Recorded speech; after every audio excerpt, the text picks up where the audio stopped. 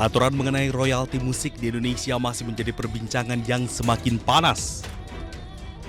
Kali ini, Wahana Musik Indonesia (WAMI) ungkap kewajiban bayar royalti atas penggunaan musik di acara hajatan seperti resepsi pernikahan. Terkait kebijakan itu, musisi senior Ahmad Dhani melontarkan kritikan pedas. Melalui media sosial Instagram, Dhani mempertanyakan siapa yang membuat sistem seperti ini hingga membuat hancur nasib para komposer. Sementara itu, menurut Head of Corporate Communication and Membership WAMI, Robert Mulya Raharja, musik live yang tidak menjual tiket seperti pernikahan tetap dikenakan royalti, yakni 2% dari biaya produksi musik. Pembayaran royalti disalurkan ke Lembaga Manajemen Kolektif Nasional dengan disertai daftar lagu yang digunakan. Selain itu, WAMI juga menegaskan meski acara pernikahan bersifat privat, pemanfaatan musik tetap dikategorikan sebagai penggunaan karya cipta yang harus dihargai secara ekonomis.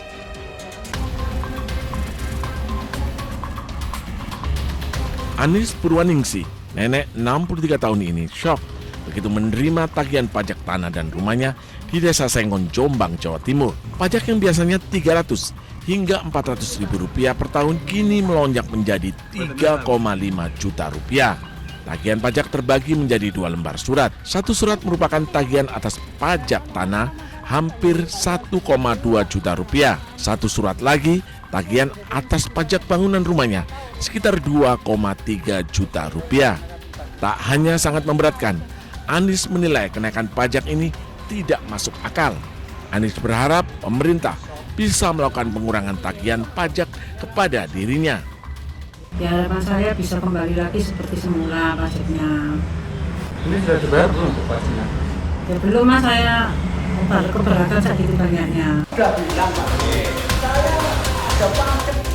Sebelumnya, kecewa dengan kenaikan pajak yang luar biasa, seorang warga mendatangi kantor Bapenda dan membayar pajak dengan uang koin di dalam galon. Aksi ini sebagai bentuk protes lantaran kesal pajak yang biasanya dibayar Rp400.000 per tahun, namun sejak 2024 naik menjadi 1,3 juta rupiah.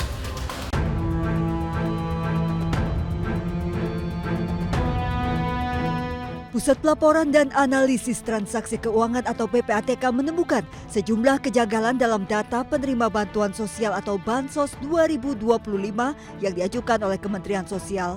Salah satu temuan yang paling mencolok adalah adanya puluhan ribu pegawai BUMN terdata sebagai penerima Bansos.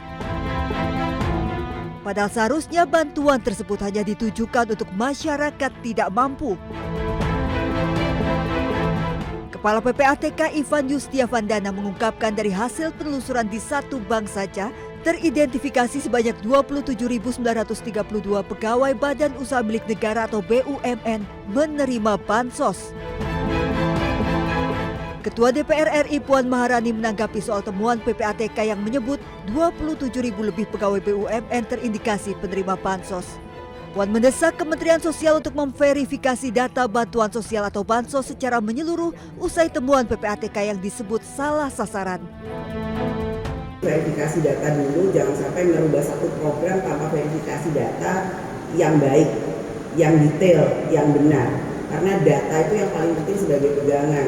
Jangan sampai kemudian rakyat yang berhak mendapatkan semua program itu tidak mendapatkan, malah orang yang tidak berhak mendapatkan program-program tersebut. Merespon pernyataan Ketua DPR RI Puan Maharani, Menteri Sosial Saifullah Yusuf atau Gus Ipul berdiskusi dengan pihak Himbara. Kemensos pun klaim telah proaktif melakukan verifikasi dengan data ke pihak-pihak terkait lain melalui ground check data ke rumah setiap penerima Bansos hingga profiling rekening penerima Bansos. Ada juga penerima Bansos itu yang rekening atau saldonya itu lebih di atas 5 juta. Kemudian ada yang main judol, ada yang identitasnya itu sebagai pegawai BUMN, ada dokter dan lain sebagainya. Yang bisa jadi itu pengakuan mereka pada saat membuka rekening pada masa-masa awal ini. Ya, ini semua sedang kita dalami dan kami proaktif mengawal penyaluran bansos ini kepada mereka yang benar-benar memenuhi kriteria untuk menerima bansos. Usai bertemu dengan pihak Himbara untuk menindaklanjuti bansos salah sasaran, Kemensos juga rencananya akan bertemu dengan pihak Bank Indonesia guna memverifikasi data pemilik rekening.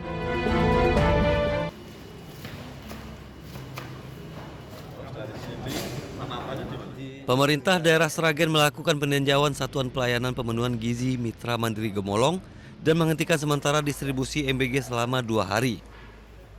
Hal ini dilakukan setelah sedikitnya 251 siswa yang terdiri dari siswa SD dan SMP di Kecamatan Gemolong, Sragen, Jawa Tengah diduga keracunan menu MBG.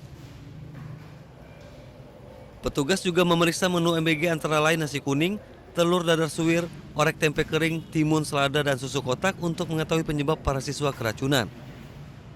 Para siswa mengaku mual, sakit perut, pusing, muntah, dan diare usai menyantap makan siang program MBG.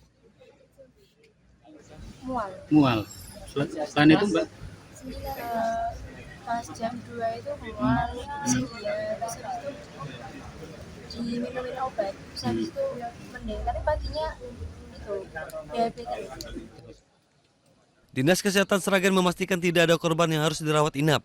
Mayoritas siswa sudah membaik setelah mendapat perawatan. Di Simpang Malik Ibrahim, orang bangunan kesetrum. Warga geger usai seorang pekerja bangunan tersengat listrik bertegangan tinggi saat bekerja di Jalan Malik Ibrahim, Kisaran, Asahan. Damkar yang menerima laporan segera mengevakuasi korban menggunakan tangga hingga menemukan korban terkapar di atas gedung dengan kondisi luka bakar dan lemas. Namun karena posisi yang sangat tinggi, evakuasi pun berjalan dramatis karena harus mengerahkan mobil krain untuk menurunkan korban. Damkar dibantu sejumlah pekerja lalu mengangkat korban untuk diturunkan dari lokasi. Usai diturunkan, korban segera dibawa ke rumah sakit untuk mendapat pertolongan. Diduga korban tidak sengaja menyentuh kabel yang melintang di sekitar lokasi. Akibatnya ia tersengat hingga tidak sadarkan diri dan juga menderita luka bakar.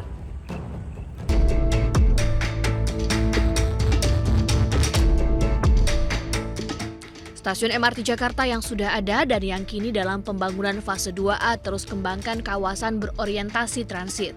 Konsep dipilih untuk memadukan fungsi transit dengan manusia, kegiatan bangunan, dan ruang publik. Diharapkan kawasan yang dibangun MRT Jakarta ini akan membangkitkan kualitas hidup masyarakat. Direktur Pembangunan Bisnis MRT Jakarta, Farhad Mahmud, menyatakan konsep TOD akan menjadikan suatu tempat memiliki ciri khas. Dengan menerapkan TOD, kawasan di sekitar stasiun akan lebih tertata dan bisa menarik minat masyarakat. Itulah kira-kira luasan itu kan bisa dibandingkan ya, luas sekali kan area TOD itu dibandingkan misalnya luasan stasiun kita gitu ya, per area ya, per kawasan.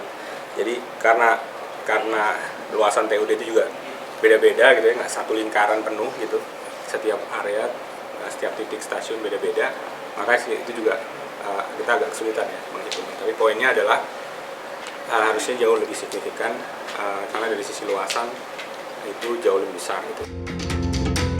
Konsep TOD ini tidak hanya menjadi integrasi antara moda transportasi saja, melainkan juga bisa mengembangkan bisnis di dalam dan sekitar lokasi stasiun MRT.